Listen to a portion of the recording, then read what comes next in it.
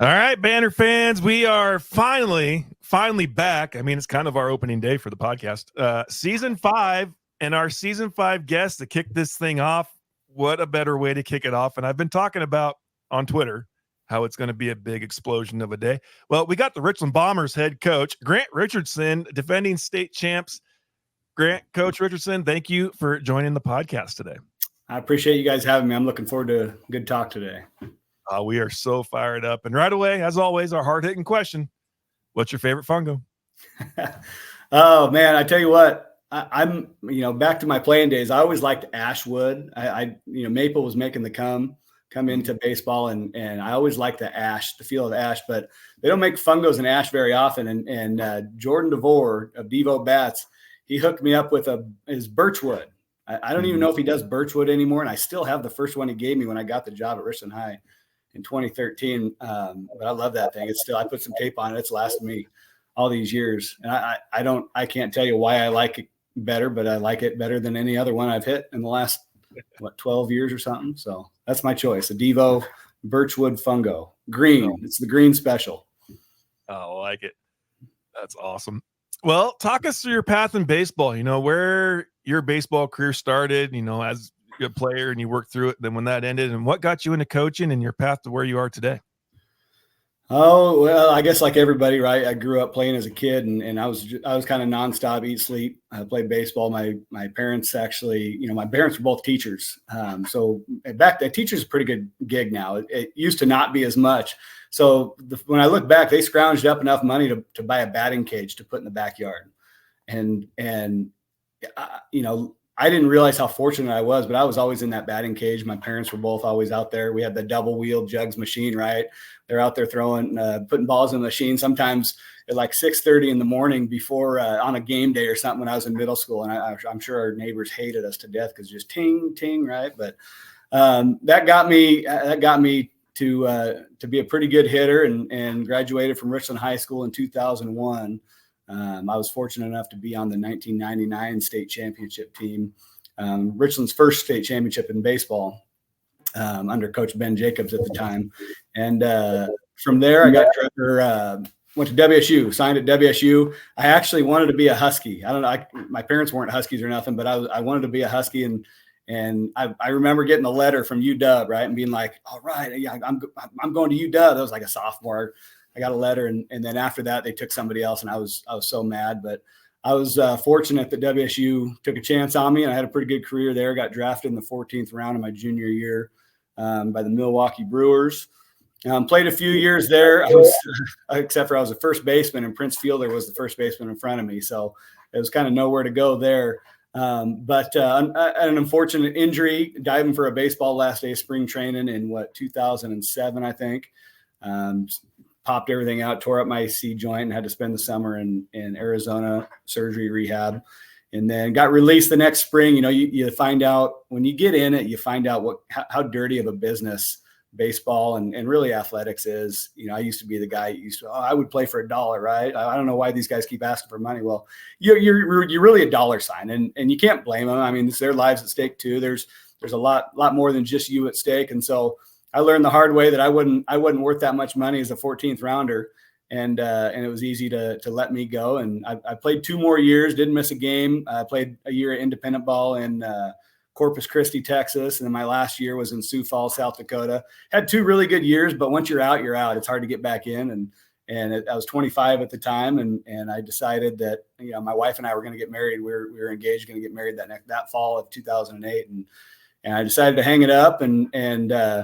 I wasn't even planning on getting into coaching. I was going to be a firefighter.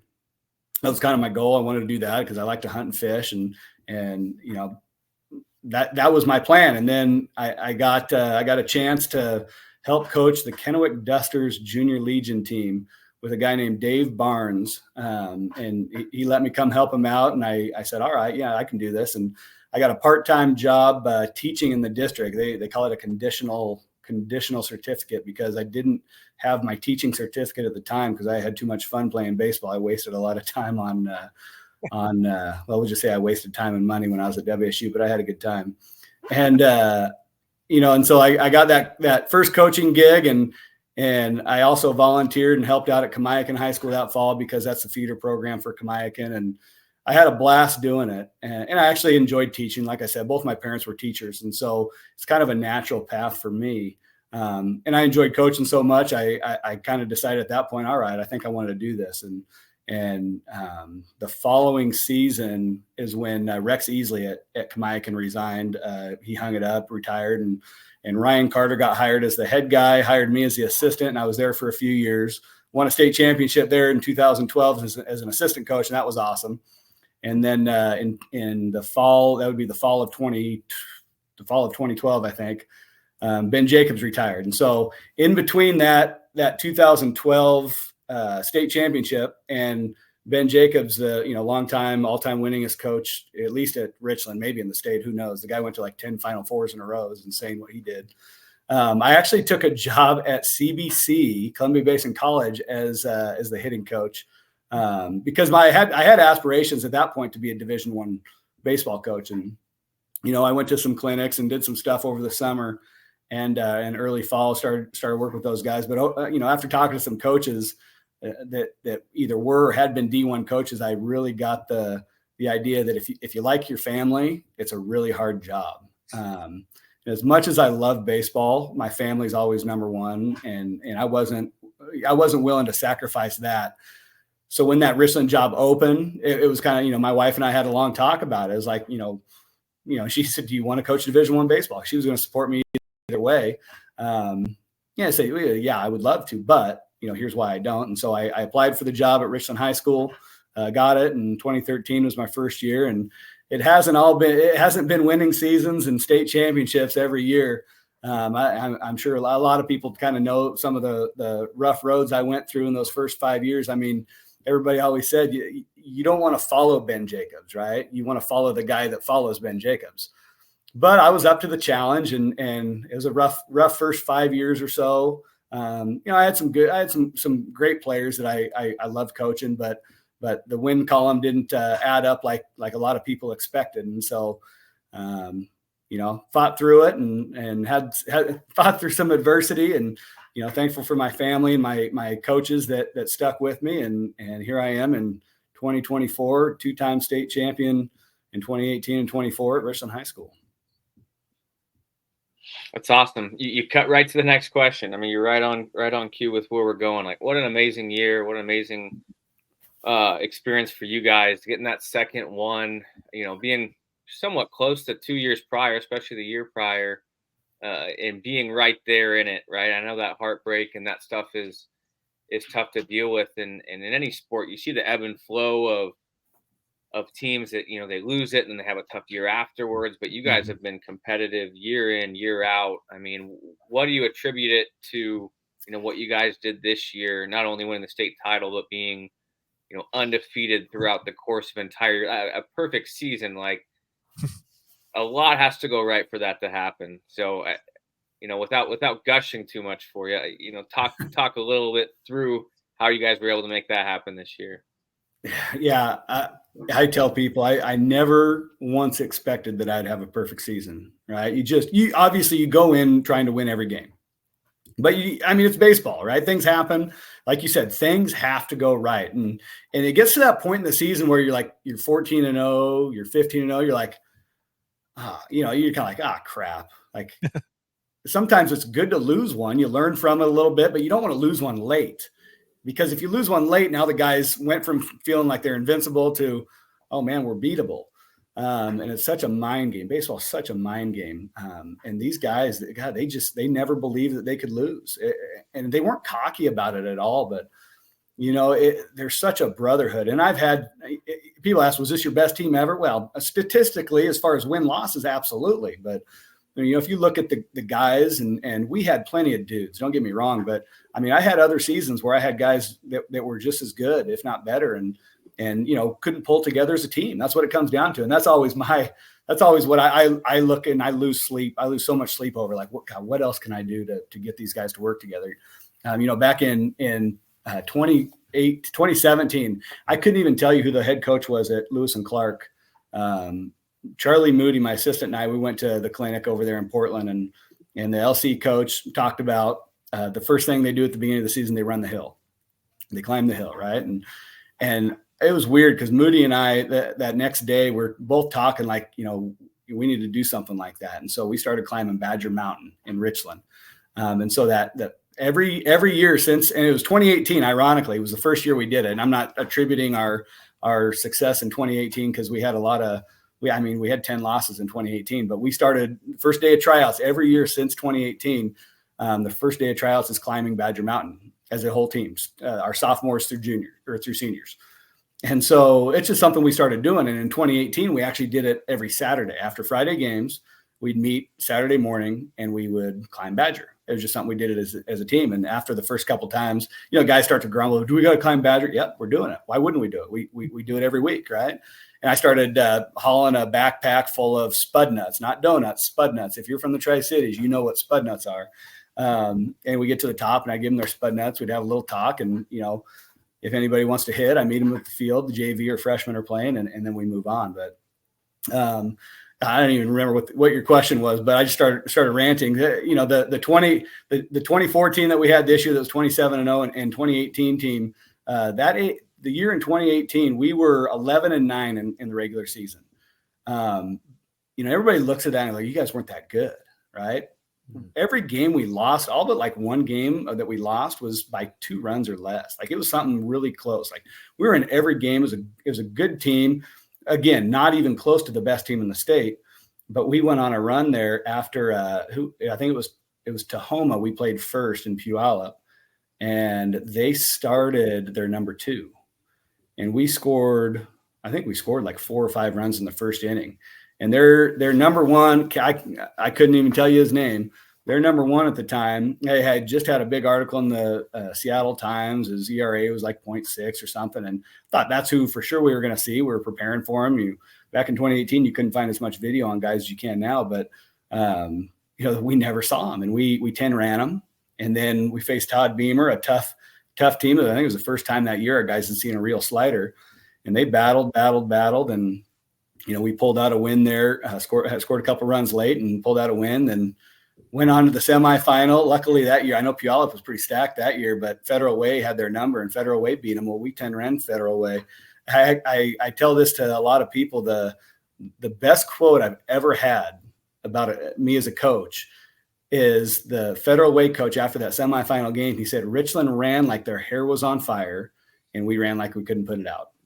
Because that's the kind of team that we tried to become with those guys, because they were just little scrappers and we ran the bases better than anybody. It's something in 2018 we started practicing base running way more than we ever had, and it made such a difference. And we do that every year now. We have base running groups. We really make a point, and it's about reads and jumps, right, and expectations and anticipation. And so, but if you don't practice it, you can't, a lot of guys get mad at players. Like, why are you doing that? Well, you got to practice it, right? If kids don't practice stuff, they're not going to know. They sure as heck don't learn it during summer baseball anymore because it's all club ball. It's just, go dip and drive. But, it has gotten a lot harder with the summer baseball. And Westside lost Legion a long time ago, and it's been recent in the last, 7-8 years here in the Tri-Cities, but Legion baseball used to teach guys so much. So they're coming in the springtime, and there's a lot of deficit in there that we got to work with. And not only that, the guys used to play together all summer long. Now they're not playing together. And so one of the things, and I'll talk about our out of season training, right? I'm not gonna get myself in trouble here, but what we actually do starting in January is I get the guys in the gym and we play basketball. We just play pickup hoops just to get guys working together, communicating, talking. We started doing that a couple of years ago, and it was like, how can we get these guys working together? Because we used to spend the first 2, 3, 4 weeks of the season trying to get the guys on the same page. And so that's made a big difference too. And most of the guys come, they have a good time. And, there's been some fights that almost come to blows a couple of times, but sometimes that's good for those guys to figure that out before baseball season. So we try to have a good time, and I got an unbelievable coaching staff. Charlie Moody, I was his best man. I met my wife at his wedding. He's been my assistant since 2013. So we're pretty tight, and he's the guy that I was coaching middle school basketball with until I just bailed on him last week and started coaching at where my kids go to school. But Jason Martinez, I know I'm way off the question here. I apologize, but Jason Martinez,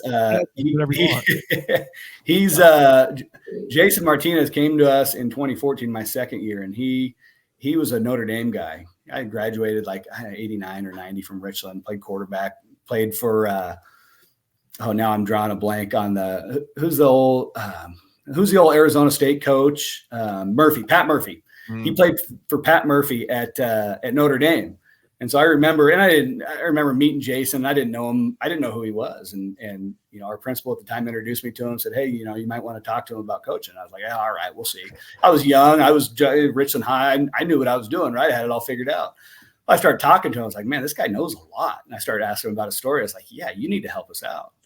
And he doesn't get paid. He's a volunteer coach. And so he's stuck with us since 2014. And he does such a good job with our infielders that I'm so thankful for him, because, in the district, they only give us four coaching stipends, and it's not enough for 3 teams, but Jason has been tremendous for us. We got Nate Ruane, who's been with us since 2019. His dad was a longtime assistant coach, Tim Ruane. He was my hitting coach until I quit playing. That guy would actually, when I was playing professional baseball in the off season, he would get up at 5:00 in the morning, go out to Marvin Bernard's house. I don't know if you guys know Marvin Bernard, right? He was he's not from there. He's from Nicaragua, but his kid went to Hanford High School. He lived in the Tri-Cities. He married a girl from Hanford. And we'd go out to his shop, and that's what he'd throw to me for an hour and a half. And every day he'd do that before school. I'll never forget that. I still owe him a boat. I promised him if I made it to the major leagues, I'd get him a boat, but maybe I'll make it next year. We'll see. But, no. And so Nate Ruane's he's our JV coach, but he's also a varsity coach. That guy sticks around. He's there at 3:00 after school, and our JV practices after our varsity. So he's there for like 5 hours. And then we just hired a new freshman coach a couple of years ago, a guy I graduated with, and he just got into teaching. So I feel pretty fortunate to where I'm at. And honestly, it's the success of the program. I'm just a minor part of it. We have a ton of good people around here and just great kids as well. I don't even know if I answered the question that you asked, but You're dialed in. Yeah, play it back a little bit. I mean, if we're gonna go back to this title again, I tuned in for a little bit. What were your emotions like that last batter, bases loaded, lines out to left field, hit pretty well? Like, where were you at in that last inning? Like, where was your headspace at? Where you think you had it? You think you didn't? Like, were you going back and forth? Be honest with us here. What were those emotions like towards the end? Well, we did have it. We struck the guy out with 2 outs, and ball hopped up on Corbin, and it was kind of like, oh man, what happened? It's like, oh, no big deal, right? And all of a sudden, it's just baseball. Things start to happen, right? And Mike Ravel, who was our sophomore pitcher that came in for Dallas in like the 4th inning or something, pitched tremendous. And he had control issues, but he was dialed in. And then all of a sudden, just something changes. And all of a sudden, I can't remember after that if it was a base hit and then a beanball, and 2 pitches in a row, I believe, beanball. And, I like, honest to God, in the moment in the game, like we knew what we were going to do. I'd already talked to Hayden Galloway, our sophomore catcher. I told him he was DHing. And I said, hey, he was our backup catcher. And I said, hey, here's what's going to happen. This is when you're going to come in the game. And he knew when Josh Woodard came into pitch, he was going to go in. So I'll be darned if I go to get Woodard and Galloway's he's geared up, he's ready to go. And he's so amped up to get in there. He's at home plate before I even make the pitching change to be catcher. And I'm like, dude, come here. Like, you need to come talk to us. It's kind of a big moment, right? We got to get this figured out. And Josh Woodard is the guy everybody always asks, why'd you go with Woodard? He'd only thrown like 7 innings all year. If we didn't have such a good staff, that guy would have thrown over 20 innings for us. But he's a gamer. He was the quarterback. He was the starting point guard. MCC player of the year in both football and basketball, played in a state championship game in basketball, got really far in football. That guy had seen big moments. It's not going to phase him. And so that's why we went with Josh Woodard, not because he's the best pitcher available. He's good, but he's ready for that situation. And so, although I did get a little nervous the first ball he threw in the dirt, that was probably the only time I got nervous. Like, oh God, that could have been bad. And then, but Galloway, thank God he was ready to go in, right? I go back and watch the video. When in the game, I wasn't that nervous. At that point, what happens. I go back and watch the replays. My hands get sweaty.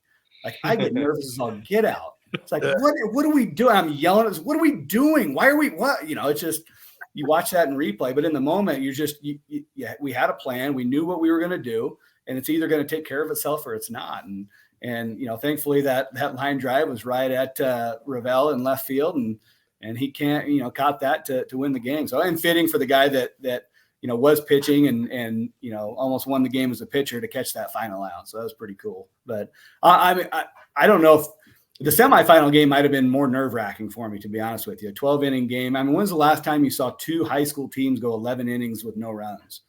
That was insane. I didn't expect that at all. I knew we were going to pitch it well, but I thought we were going to be able to score a couple runs. And with the staff that we had this year, I felt if we could score a couple runs, that we were going to win or give us a really good chance to win. So the one with Chris Daniels, who, he threw 90-something pitches, I think, in that semifinal game, and he hadn't thrown more than 30, 35 pitches all year. He was our closer. I don't think he gave up a run all year in 17 innings, but he went out every inning. How you feeling? I'm good. He's another guy. He's a gamer, multi-sport, 3-sport athlete as a senior. That's what I try to tell these kids, man. Playing other sports, it makes you a better baseball player. Just because you become a competitor and you just learn how to deal with things a little bit differently, and all the stressful situations don't phase you as much. And so, I was fortunate to have a few of those guys that were big time leaders on that squad. And what I was saying, Chris Daniels, he had his moment. And I don't know if you guys even know this or remember this from that semifinal game. We were visitor. We were the number 1 seed, but we had to be visitor because it was a coin toss, which still that needs to change. That's garbage. But right, it was like, seriously, we're undefeated and I have to be visitors. Like whatever, right? Whatever. Yeah, here you go. Yeah, right. And so, but Chris Daniels had the bases loaded, 2 outs, full count. You're going, all right, here we go. Like we're either going to get it or we're not. And boom, struck the guy out. Didn't even take the bat off his shoulders. And that was probably the only time I was truly a little nervous. But even then it was like, all right, it is what it is. So, but fun experience, to be able to look back, and especially with Atomic TV, with our broadcasting crew does those games. We can look back at all those games now. It's really cool to have. Yeah, Grant, what is the big secret there at Richland? You guys definitely get a lot of those 3-sport athletes. I think about for such a large school. What's that? Yeah. Just that big of a school. It's amazing. Yeah, it is. I don't know. I just go back to, we have quality kids. And honestly, like in the last several years, I've always had quality parents. I've had some bad ones, but the last few years, man, like I've been so fortunate. Parents that want to help, be a part of it, not want anything in return, just want to help the program, and the kids that just want to give everything they got. But yeah, I think in 2018 we had 4 or 5 kids that were on both the football state championship and the baseball.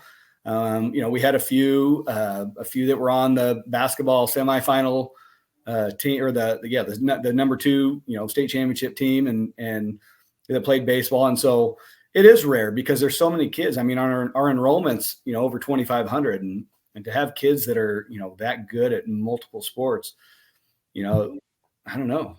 I'm just glad they keep playing different sports, because it's kind of a dying breed. And so we, I think as a coaching staff at Richland High School, through all the sports, we do a pretty good job of trying to promote that, and it's hard on these kids. And, Jackson Woodard, who Josh Woodard's little brother, was a freshman last year. He's the starting quarterback as a sophomore this year. He's going to be a starting point guard or a starting guard or something. He's going to do something for the basketball team. He'll do it well. and he's gonna be fighting for a starting spot in baseball too. So, 2-sport athletes, we see those more often. The 3-sport athletes are rare. I tell that kid, man, you take a break. Don't be afraid to just take a break. Go camping, get away from everything. Like, you got to be a kid too at some point, because it used to be summer was a baseball time, right? Now, in the last, 15, 20 years, it's everybody's tugging at their strings. So I don't know. It's tough on these kids, but some of them do it. No doubt. No, that's just, it's pretty cool to see that, especially from such a large school, Yeah. Grant. So of course, every coach loves to talk about their successes and what has taken place. You won a state championship in '99 as a player. You won a state championship in 2012 as an assistant coach, and then 18 and 24 here you've won as the head coach there at Richland. What were you kind of covered a little bit about that, the differences of those seasons. But what were some of the biggest struggles through that? As an assistant at Kamaikan in 12 and winning a state championship, and then 18 and 24. I know there's a lot that goes on behind the scene. And for people that are listening, Richland High School has a very, very rich history of all athletics. So there's an expectation that they want to win. The school was established in 1910. It was a Columbia high school. Of course, I think it was like 1982, became a Richland Bombers, Yeah, so there's just a lot of that. And if you walk the halls at Richland High School, you're going to see all the names and the people and all the people that have gone on to the NFL and MLB and all that kind of stuff. But what were some of those things for you? Oh man. The struggles that we had, in 2012, I learned a lot from Ryan Carter, who, he coached, I don't know how many years he coached at Kamaikan, from like 2010 to 2016 or 17 or something. But I learned a lot from that guy and just how to be resilient and work with kids. And in 2012, I can't remember if we won league, if we were second league. We had a good squad, but we had to forfeit like 6 or 7 league games because we had a player that his physical was out of date. And nobody would have known. The AD self-reported, which I can't believe he did that. But, Ryan Carter, he took that as an opportunity to kind of rally the kids. And we had to win like 4 or 5 loser out games that year in the lead up to the state tournament. It was crazy. We went through a gauntlet. There were some good teams in the league back then. We were 3A at Kamaikan back then. But you learn a lot from a guy like that who'd been around, and his rally cry was, hey, this is going to be the greatest story ever told. And so that was kind of that rally cry that whole year. That postseason after we had to, we went in as like the 6th seed and we should have been the 1 or 2 seed, but that taught me a lot. And then, like I said earlier, you come in I think I was 29 or 30 when I got the job at Richland High School, and I was in charge of the world, right? I knew everything. And first year we had a good year. We lost in the first round of state. I hate blaming umpires, but the guy was garbage. He was. I had a guy, Mason Hilty, on the bump that he was just unhittable, and the guy's strike zone disappeared in the second inning, and we still almost came back and won that game. But that was a tough one, especially after following Ben Jacobs, who had – I can't remember. I want to say it was 8, 9, or 10 Final Fours in a row he had been to. Something crazy that'll probably never be done again. There was obviously those expectations, and we had a good season. So, we had bad luck in the playoff game, which Ben Jacobs, I swear to God, he never had bad luck. The guy just, because you have to be lucky a little bit to win late in the season. And he found a way to do it. Whatever he did, he found a way to do it. And then in 2014 and 15, we struggled. In 16, really, we struggled. We were a 500 team. We were fighting to be 500, and there was probably 2 years where we were under 500. There was 1 year where, and I don't want to talk bad about any of my guys, because, like I said, I had a lot of quality players that I enjoyed coaching. But there's a year there was like our offense is non-existent. We have got to be the best defensive team on the field. And so we took away batting practice on the field for that whole season. We maybe took BP on the field 5 times. And I was a hitter. That was hard for me to do, but it's one of those where you look in the mirror, you talk to the coach, he's like, all right, what do we got to do to win games? Because we weren't going to out hit anybody. And so, I feel like we overachieved that year, even though we probably only won 9 or 10 games, because we pitched it well, we played good defense, and we played small ball. And that's probably where my small ball roots came from. And we can talk more about the small ball that I like to play. But that year, 15, 16, and 17, this is a story that a lot of people don't know. I was actually fired. Following the season of 2017, I was fired, or they call it non-renewed in contract language, right? We lost to Pasco High School in a loser-out game, which still was garbage that we had to play in a loser-out game against a team that hadn't won a game all year. We were tied for second place in league, three-way tie. And the way the three-way tie worked, we were number 4. And so the number 4 had to play the number 5 in a loser-out game, and no big deal, right? It's Pasco High. They hadn't won a game all year. We 10 around them twice earlier in the year.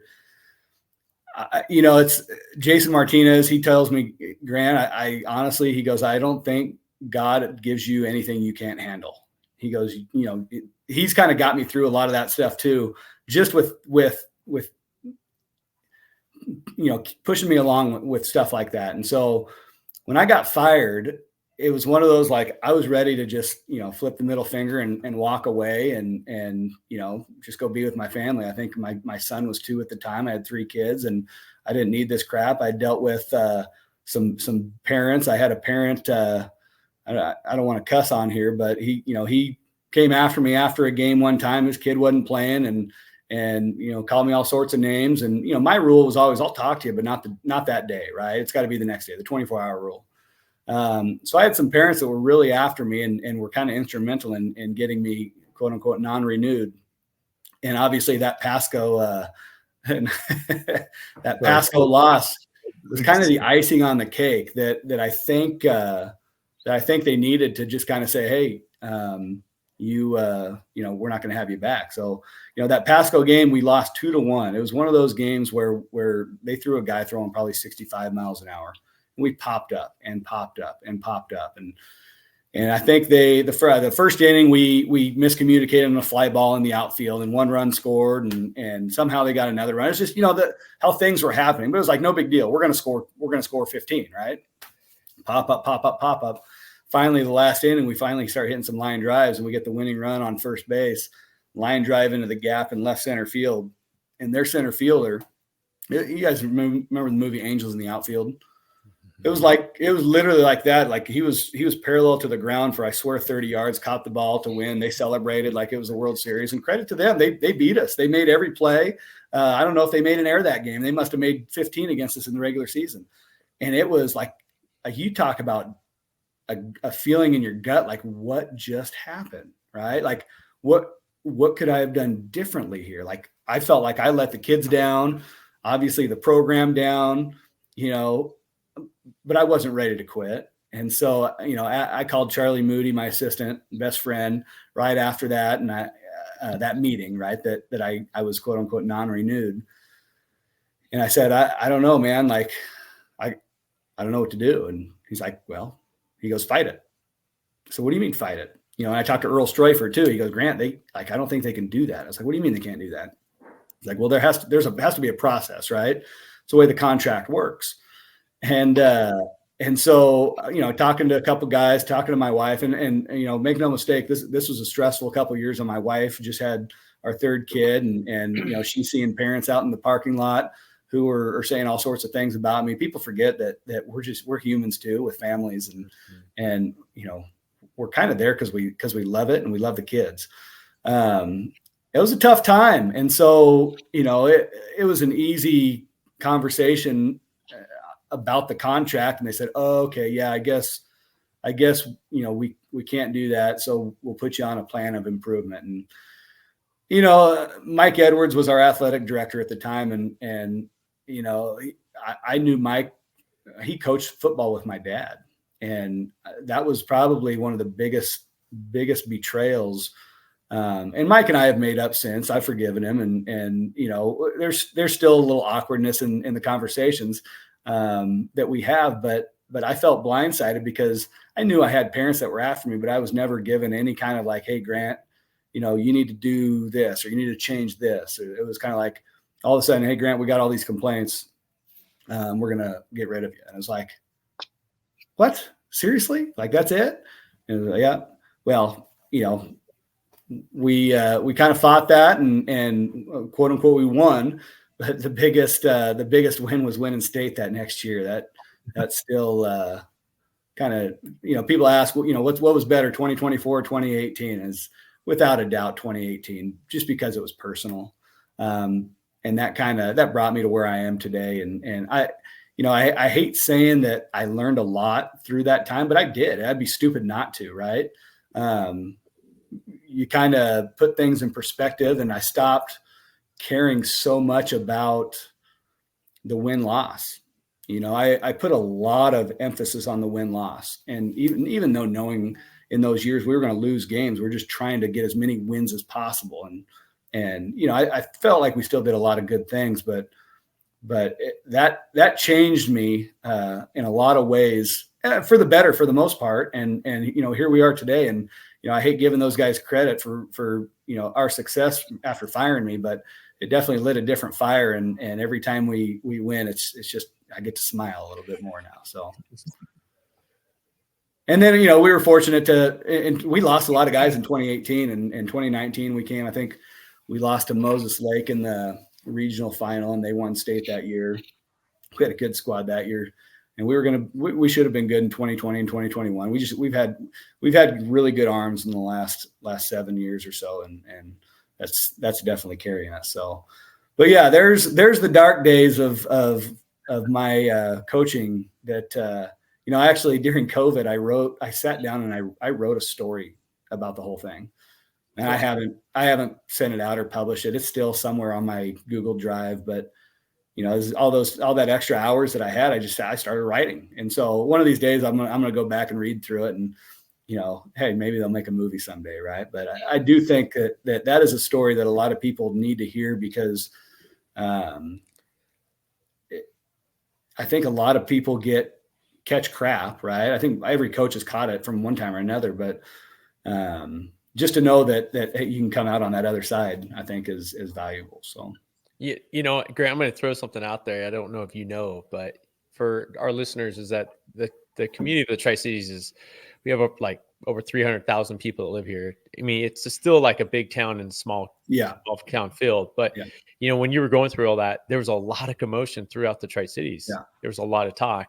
And of course, you know, hearing from, you know, people talking bad about a friend never feels good, you know, but just to see what you've been able to go through and come out of it is amazing. Because when you mentioned the name Grant Richardson, Richland baseball, I mean, first of all, Grant Richardson is linked to Richland baseball.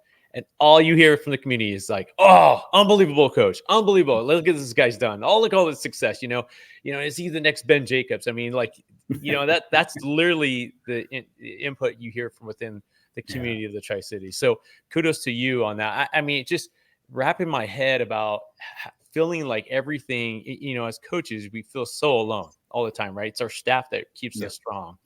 People close to us, you know, and the thing is that going through something like that and then be able to come through out on the other end. I mean, it's just the mindset you have to be a fighter. It's just unbelievable. So kudos to you, man.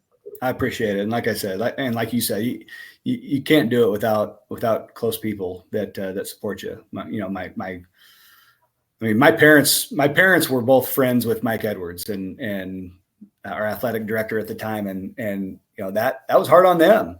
You know, it was hard on them to see their son go through that. Hard on my wife. She stressed a ton. And, you know, my kids were too young to really understand. I think my oldest at the time was like 7, and, you know, but they were always the ones that ride in the gator with me after the games. And so it was one of those, like, I can't imagine now not having fought that and coming out, because my kids go to a school where most kids go to Hanford High School, and they're always sporting their Bomber gear. They're, you know, I am proud that they're proud of their dad, and that's something that really makes me happy. I'm going to completely derail this episode a little bit here with another question that's not on the sheet, but that's fine. You know, that's a conversation, a question that I get asked quite often. You know, everybody's like, I don't get how you guys deal with the parents or deal with this and that and everything. I think everybody's gone through some maybe not necessarily as big of a trial that you've gone through in that aspect, but we've all gone through something with a coach, or it gets here in Kittitas, it's the mini mart. I mean, the word gets out from the mini mart what they're talking about, and I don't know, but it's funny that there's an opinion in there. But maybe the young coach that's listening to us, he's in year 2 or 3, and he's starting to hear these things throughout the community, right? And we live small town Eastern Washington, or even Western Washington, I'm sure they get it too, but or anywhere in the world actually. But what's your advice to a coach who's going through that and how you dealt with it? If you love the game and you love coaching, you got to fight it. You got to fight through it, because most of the kids, and honestly, most of the parents, it's unfortunate. You only hear the loud parents, but a lot of those parents really appreciate what you do. We as coaches, we say a lot of bad things about parents because it's easy to, because you only hear the bad ones, right? You hardly ever hear the good ones. And there's so many people there that support you and are thankful for the time that you're putting in, because they either don't have the time or the knowledge to do it, and they want their kids to be the best they can be. Now, obviously not every kid's going to be a major leaguer, but if you love it, man, just ride the tough times, because those good times are right over that hill. Some hills are bigger than others, but I promise, and there's that downhill, and I hope I never hit an uphill like I did before, but right now it's we're riding a fun roller coaster, and I hope we can keep going.